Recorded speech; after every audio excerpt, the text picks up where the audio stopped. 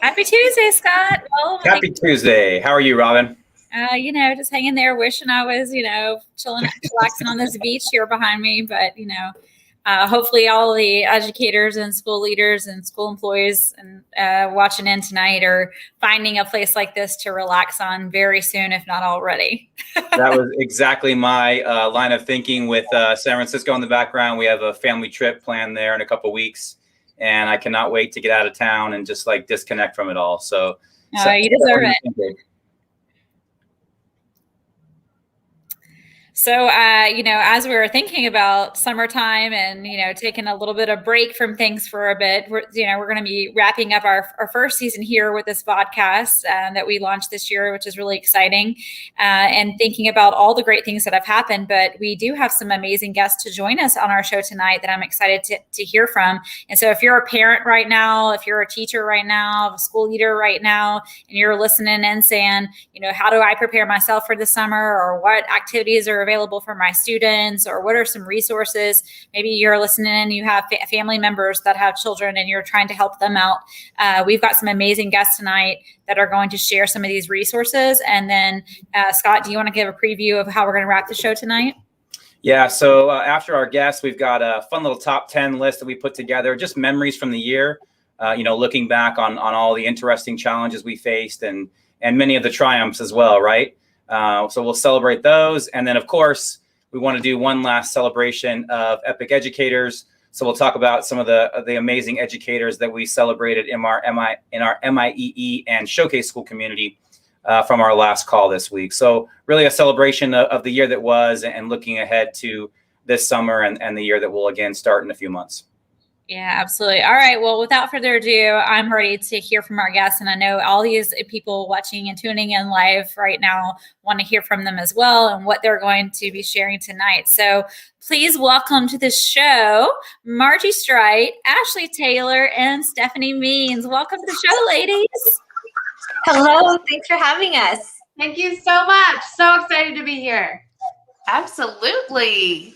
So these fabulous ladies that we get to work with here at Microsoft Education are education specialists. They spend so much of their time working with customers that span the entire United States, providing professional development support, help with how to purchase devices, and the list goes on and on. But these ladies are on the ground helping our customers on a regular basis, but not just our customers, they're also helping families and with community events, etc. So ladies, I'm so excited to have you on the show. I'm going to turn it over to you and let you share with the guests some of the things that they can look forward to doing and learning about this summer. Thank you. Yeah, well, I'll kick it off. And hello, everyone. My name is Margie Strite. I work at Microsoft, as Robin said, supporting education customers in the field. And my goal with what I do is to make sure our education customers, whether they are educators, faculty, students, staff, anything in between, know how to use our tools. And one of the things about me before I came to Microsoft is I was an elementary school teacher for 7 years. And I remember when I was teaching first grade in particular, a lot of my parents really looked to me as like a trusted advisor. And I remember one of my parents, for example, asked me, what time should I put my child to bed? And I was like, why are you asking me? And it was just, they really felt like, you as the educator are this person who can advise them on things. So I'm going to kick off with one demo and then I'll pass it to Ashley and then we'll pass it to Stephanie. But what I really want you to take away from today is that many of the things we're going to show you may not be things that you yourself will implement in your classroom, but more things that you can share with your communities. And when I mean your community, it's the families that you are a trusted advisor for, right? As you have students in your classroom whose parents may not be as familiar with these things as you are. And so we hope we excite you with some of these things today. So I put up a slide just so you don't have to hear me say it, but you can also see it. And there's a QR code there as well. But if you visit aka.ms/edge kids mode, this is what we're going to go over today. But I just want you to reference that this is the link on how to get there. So if you are doing this later, you don't have to do it right now, but this is the site that I'm visiting. So with that though, let me switch gears here. Hang on. There we go. getting my monitor to show me the right thing. There we go.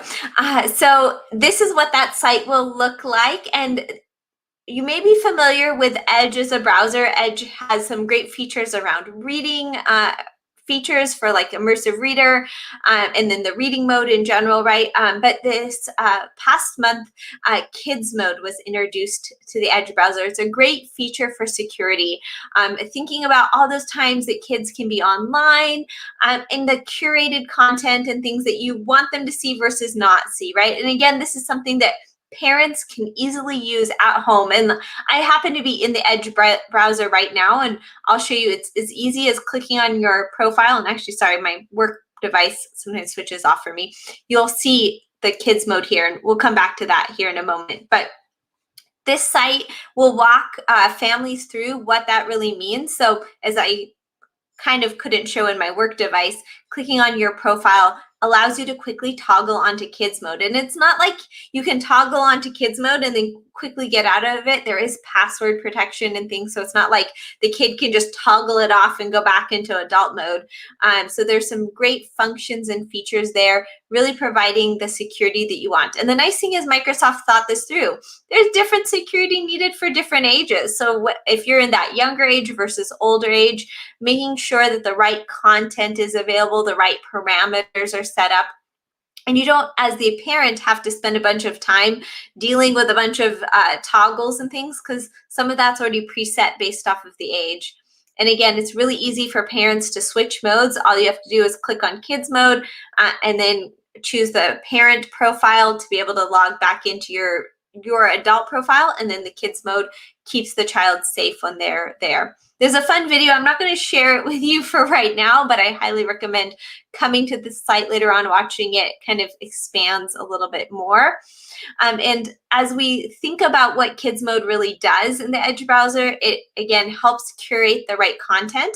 And one of the nice things is if you have an older child, in that 9 to 12-year-old, there's actually a function for specific news that's made for kids or appropriate for children to read. So really encouraging them to build some good behaviors and habits online, where it's not always just like online games, right? So going online to be able to get news stories, being able to have that security, knowing that those news stories are appropriate for that age range to read.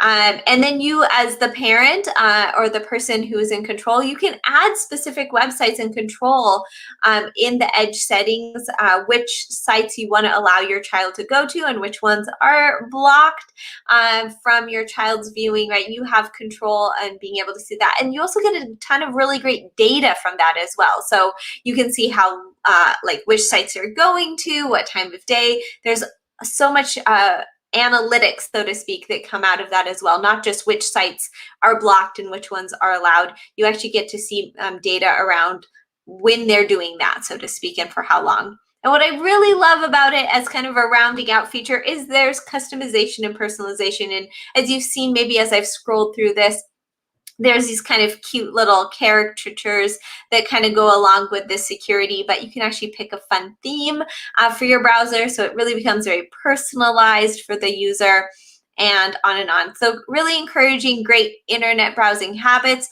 but also putting those guardrails in place with the new Edge Kids mode is definitely a great feature that you want to share with your parents this summer. With that though, I'm going to pass the torch to my colleague, Ashley, and let her show you a next other great feature that you'll want to share with your families as well. Yes, thank you so much, Margie. I'm really excited to be able to share with you guys our Parent Resource Center. You can visit this at aka.ms/Parent Resource Center. And this has really just been a site that's really been able to gather resources, links, and tools to help not only our parents, but our fellow educators, students, and other family members as they're getting through this kind of remote and hybrid learning year, as well as some amazing resources to maybe help supplement or enhance your child's learning. So some of the things that I wanted to kind of just showcase for you is, for example, we've got tips and tools here to support children who are maybe struggling, where some students really kind of evolved and really showcased their strengths when we had to go through remote and juggling with technology. I know that especially in special education, there were even a little bit more struggles in helping those students adapt. My mom has been a special educator teacher for almost 30 years now, so I definitely understand where those struggles are. And the great thing about Microsoft is there's some amazing free tools in there. For example, for reading and writing and math tools, if you click here, it has things like immersive reader, dictation, math tools, live captions, translator to be able to help with those students no matter what they maybe need some additional assistance with. One of my favorite things that I'm going to be planning on utilizing throughout the summer is how to help my nieces and nephews, as well as my daughter, enhance some of their learning throughout the summer. And we have some really amazing resources here within this category. One of my favorite is the Family Learning Center, where it has group activities where you guys can get together as a family and try some different activities together. Anything from how to use the 3D viewer to let's look and maybe read a book together, and steps and tips and an assignment and challenges on how to do a book review, as well as some other amazing resources with some other third-party apps that we've partnered with throughout the year. I don't know about you, but I know I have plenty of nieces and nephews who are huge Minecraft fans. I do not know how to play Minecraft myself very well, but I'm always looking for ways of how I can bond with them through the things that they love. And so this is probably my favorite thing of the entire Resource Center, is some really fun play and craft, learn together Minecraft challenges that you can do together. So for example, you can have, I plan on challenging my niece to design and build her own maze within Minecraft, and then I'm gonna have her come in and teach me how to make my way through and try to find my way through the labyrinth that she decides to create and how she decides to create it. So I'm really excited about all the different ways that are here to where she can get excited with an element that she absolutely loves to get involved in, right? But we can also make it educational, and she's not just playing video games all summer, where I feel like she's really engaging and growing with some of the activities that she's doing. We also have a digital health and safety. I don't know about you, but I know that I'm personally always worried about, as much as our digital world is growing, how to make sure that I'm keeping my family and my students safe. And so there's some amazing tools in here to where parents can get some nice tips and tricks and some resources on how not only to keep yourself and your PC secure, but also some really great resources on how to have those conversations with your students or your family members when it comes to online safety. And then if you scroll down even a little bit more, so if you've got a friend or family member who are trying to figure out how to best utilize Microsoft Office and how do I get this on my computer, or how do I help them troubleshoot maybe a summer project that they're doing inside of the Microsoft platform, we've got some really amazing tutorials and videos and step-by-steps on how to help either your student or you as a parent or guardian with Microsoft Teams or any of our other tools or platforms. So I really wanted to encourage you guys, take a test drive at the Parent Resource Center. There's really some amazing fun activities as well as some helpful resources for not just your students, but for educators, parents, and family. And with that, I'm going to hand it over to Stephanie. Got it. Awesome job, Ashley. Thanks so much. I'm going to demo out our virtual workshops for the summer. So not just for parents and students, also for enterprise. So it's broken down, aka.ms virtual-workshops. And once you land on our website, you have 3 options through the middle that will guide us to the different sections. So finding training for educators or for students, When we click on one, it'll break it down for us. So it puts us in events. So these are going to be live events with a trainer on the other side. So first thing you want to do is select your time zone in the top right-hand corner. And then we can scroll through the different events for Flipgrid, around designing mate code. Space Jams is a brand new one kicking off for this summer. The kids are really excited. Once you click on your topic, super easy to register. It'll add it to your calendar and you'll be set and ready to go.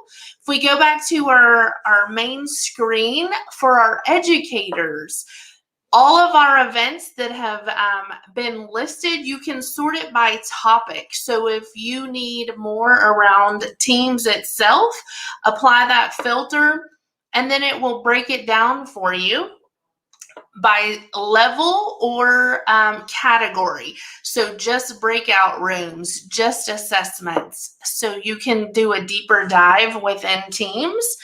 You can also sort it by multiple topics. So just by clearing that filter and adding accessibility, right? So it'll drive deeper down into each topic for you. So lots of mini topics for the summer, and we are set and ready to go. Robin, I'll pass it back to you. Well, ladies, this was really great. So many fabulous comments coming in through the channel right now. Just definitely resources that parents, teachers, family members all can leverage right now. I love the idea of like finding an activity to do together, right? And I think every parent's always out there like, what do we do today? Like, how do I entertain these children today? So whether you're a parent or a babysitter or care provider and you're looking for things to do, all those are already done for you. So thank you so much, ladies, for sharing those fabulous resources, everything from digital safety to things to do to ways to learn and skill yourselves, etc. This is fabulous, and we're appreciative of your team for curating and creating and sharing these resources with everybody out in the community. Absolutely. Well, before we let you ladies go, we do want to, see if you're down to play a little lightning round. Are you down? Let's do it. All right. Well, we'll do a couple of questions, and we'll just keep it in the same order. So we'll start with the first questions with you, Margie, and then you can just round robin it.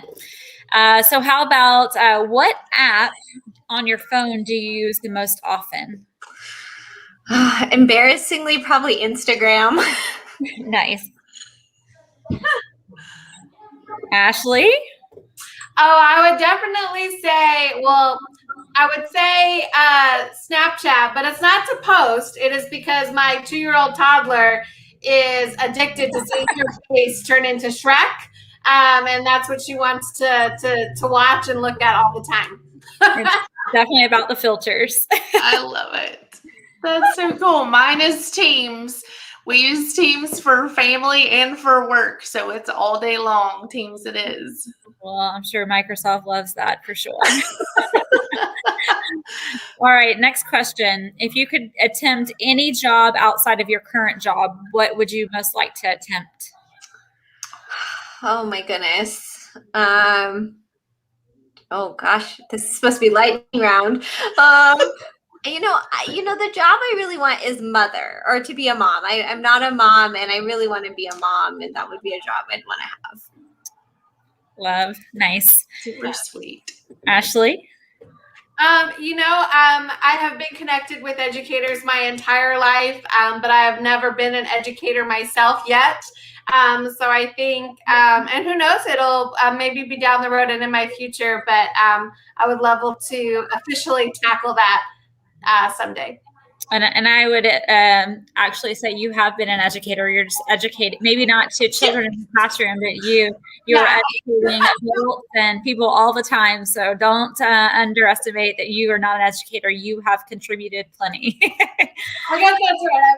I've done several field trips and things and dealt with students through multiple roles, but I think I would love to maybe even just if it's a year down the road and just tackle and have my own class of kids and see them evolve over an entire year, I think would be really great. Yeah, it's definitely special. What about you, Steph? I want to be a coffee barista. You know, I drink coffee all day and all night. I just want to own my little coffee shop so that people can come in and enjoy it with me. Nice. Well, who doesn't love coffee? I'll come and be a customer, frequent flyer of your coffee shop. So sign me up. Absolutely. Well, thank you again, ladies, for contributing to the show tonight. We appreciate your time and your efforts and your energy that you bring to the show tonight and all that you do each and every single day. So thank you so much for being with us. Thank you. It was a pleasure. Bye. Have a great summer.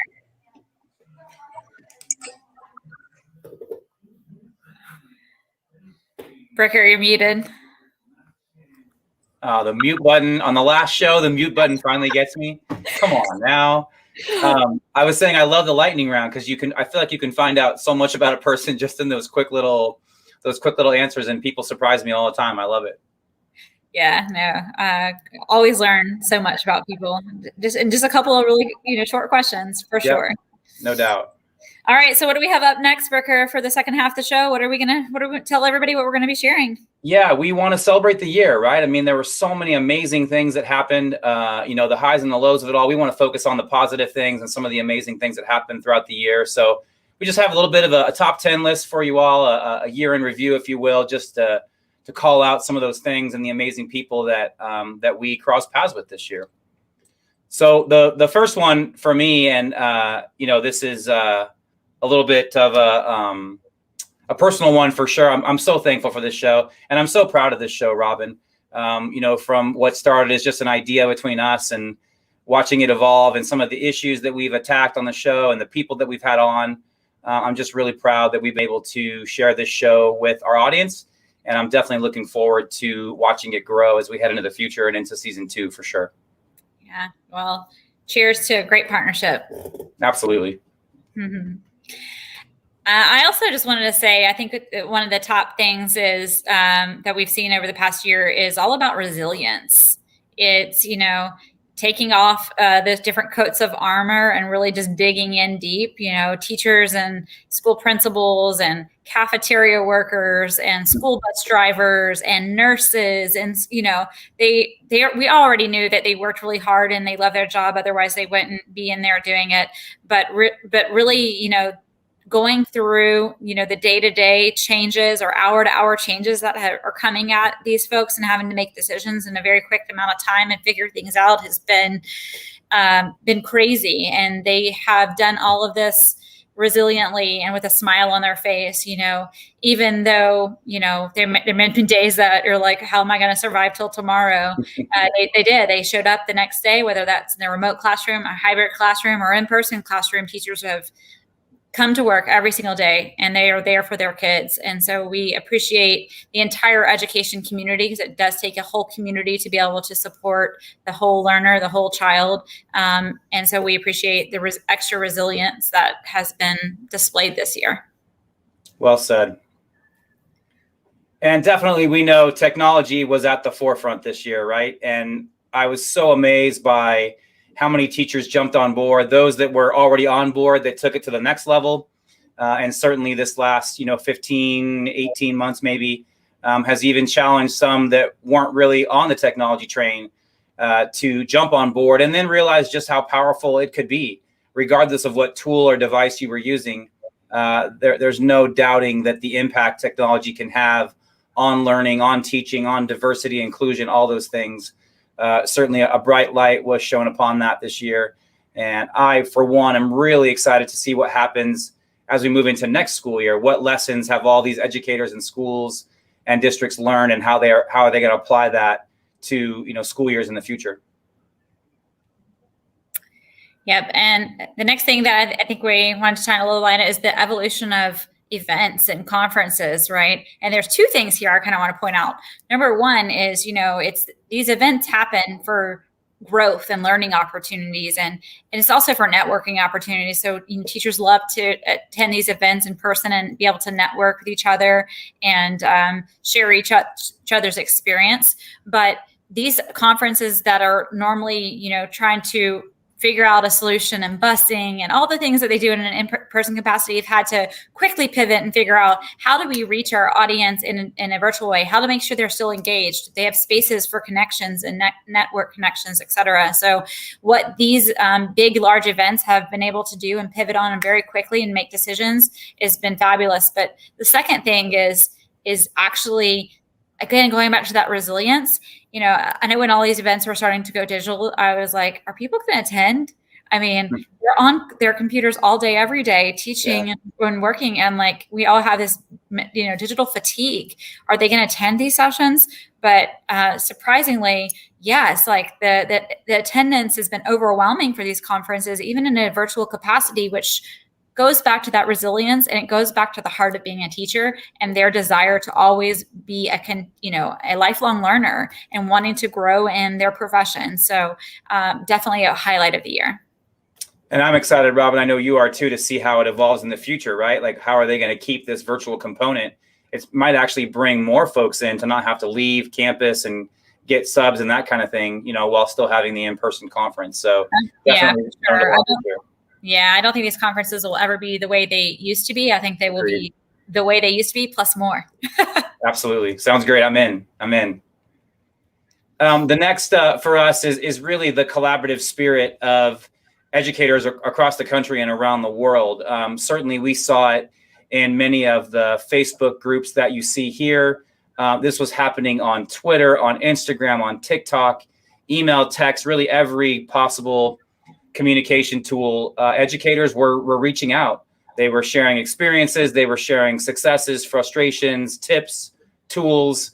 It was really impressive to see just this community of sharing and collaboration and really being there for one another. And again, another thing that we learned from this last year that I hope continues forward is this idea of, global sharing and collaboration. I think we can learn a lot from each other.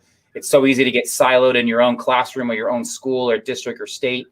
And I think a lot of us realize that we're definitely facing many of the same challenges, and working together can only help us grow and most importantly, positively affect our students as well.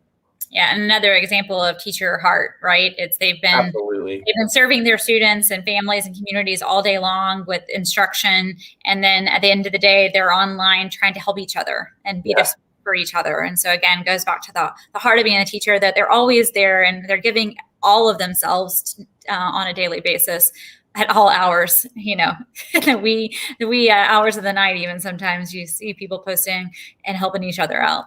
Absolutely. I also am very just grateful for the 18 episodes that we've had on this show so far this year. So I know you're grateful for the show, but each one of these episodes would not have happened without amazing guests, right? The guests are the center, the focus of these shows. And so I'm just incredibly grateful for every single one of our guests that volunteered their time out of their day to share what they're passionate about with you all on this audience. So we couldn't do this show without amazing guests to highlight and celebrate and,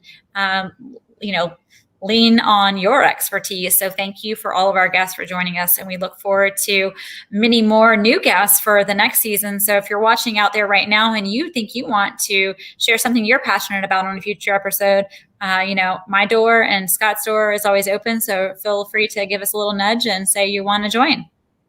Yeah, we look forward to hearing from many of you and having you on for sure. And speaking of those guests, Robin, I mean, how amazing was that group and how diverse and such a wide representation of who we are as a country and an education community. We talked about diversity and inclusion in hiring. We had an autism specialist. We heard from higher ed folks, elementary school, high school, women, men. I mean, we really were able to showcase the amazing people that we have in our education community. And certainly the world needs to see more of that, right? More ideas that everybody has a voice and there's a place and a podium for everybody to get up and share their knowledge. So as you said, thank you to all of our guests. And we're so proud of the people that you are, the educators that you are, and the way that you can share your message with all of our viewers and the world as well. Yeah, definitely a celebration of all voices. No doubt. Important. Yes, the next one is just about planning. It was the backbone of this current school year. And some schools had, I think this kind of really shined a light on a lot of training and making sure that you had systems in place in your schools or training for your staff in place. And there was a big gap between the schools that had kind of been thinking about this for some time and they were prepared, or they may have already been in a situation where there was, equitable learning devices for students, or they made sure they had thought about, do all of our students in our community have a way to get connectivity to be able to receive instruction? So there was definitely a big disparity in school districts who had been thinking about this and had implemented this for a long time, and they were able just to jump right in and just pick up school the next day, and there wasn't hardly any disruption. And then there was the other end of the spectrum where they're like, oh my goodness, we need to hurry up and quickly train our teachers on how to use Teams, how to host a meeting, how to do this. And so the teachers are trying to absorb how to use these tools and figure them out with their students. And then how do you train the parents, because they're the ones who are sitting there helping the kids. But there's been an incredible amount of training, and whether your school was kind of ahead of the curve and already there, or maybe a little bit behind the curve and had to play catch up, I think it kind of shined light on the importance of preparedness, planning, and the value of investing in your staff and your faculty, and investing in your parents and your students, and making sure that they have the resources they need, the training they need, et cetera, ongoing, and much more in a reactive way or in a proactive way moving forward. Right. Actually, even starting to hear from some higher ed universities who are doing this right now. We're not even really hardly through this first pandemic, and they are already proactively reaching out, saying, trying to build their plan for the next pandemic or the next thing that happens, the next big disruption. So I encourage everybody to think about that themselves too. How do we prepare for the next big disruption?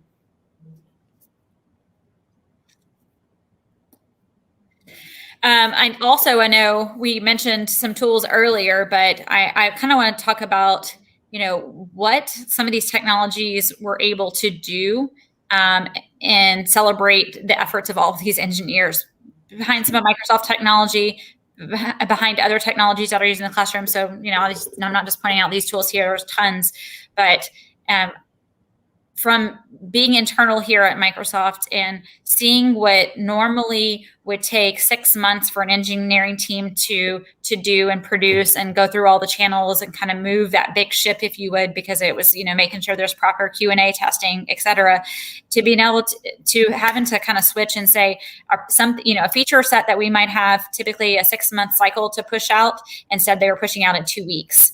Everything from coding to implementing to end up pushing out. Now with that, there was probably a lot of bumps in the road too, because, educators and schools were like, hey, we need this thing to work for our schools, or we need this particular solution, or this particular security protection, or this situation.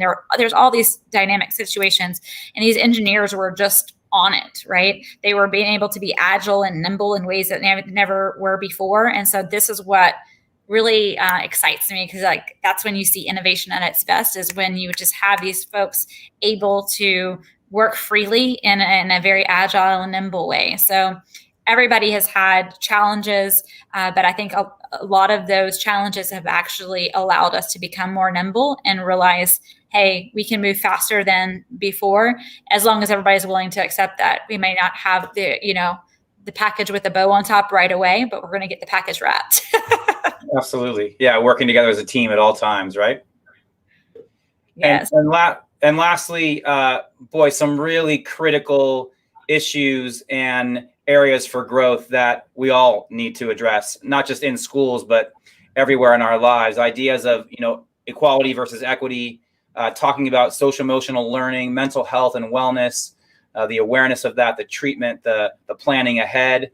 Not only did we realize even more how important that is in a school setting, and building relationships and creating those connections can be to learning and teaching, but certainly we saw what an effect it had on people in their daily lives, right? There wasn't a person from any age group, any socioeconomic status, anything that wasn't affected in some way by the events of this last year plus. So certainly the awareness that it brought to the need to talk about more openly about mental health, wellness and awareness, being okay with not being okay, as the phrase is often shared, being able to discuss that with your friends and your coworkers, and work together to create environments and systems that positively grow mental health and wellness. And also too, in terms of schools, we saw that even though technology is wonderful, Robin, and you and I are using it all day, every day, we also saw a bright light shown upon the fact that it's never going to replace good teaching, right? It's never going to replace an amazing educator who's passionate in front of the room, leading a group of students to collaborate and work together. And so that's all part of it, creating that community of learning and community of growing in our school systems and everywhere around. So we look forward to seeing educators in schools and states and governments everywhere really attack these issues moving forward. Absolutely.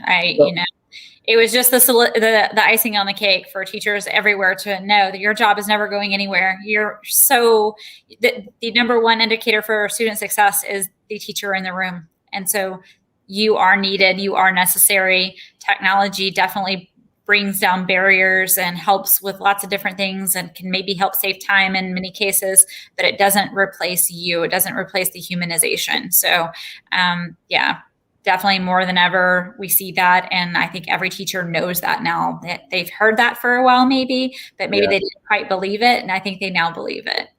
And I'm always reminded of Rita Pearson and that wonderful TED talk that she gave several years ago before she passed about kids don't learn from people they don't like, and just the power of relationships and really establishing that connection. So, and speaking of teachers that make those connections and go the extra mile, we are excited to one final time this season share some epic educators. And we have kind of a special list this time, Robin, don't we?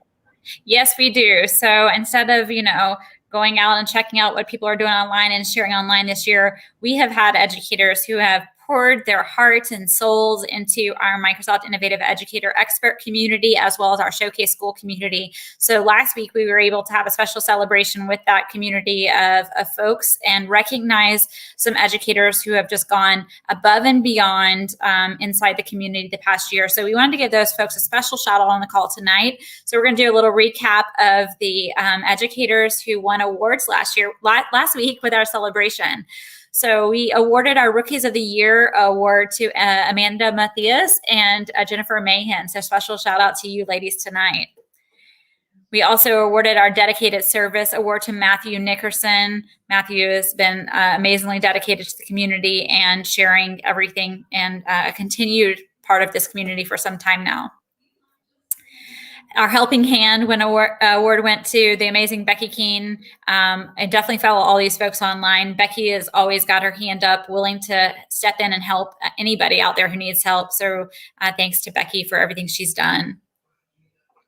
The Making a Difference award went to Holly Fisher. Holly is really blossoming and growing this community feeling, not only with her colleagues at her school, but with her students, and seeing what her students now are accomplishing is amazing. And then she shared that with other teachers who are now sharing that with their students. So it's kind of like this, great effect that she's got going. So thank you, Holly, for really making a difference.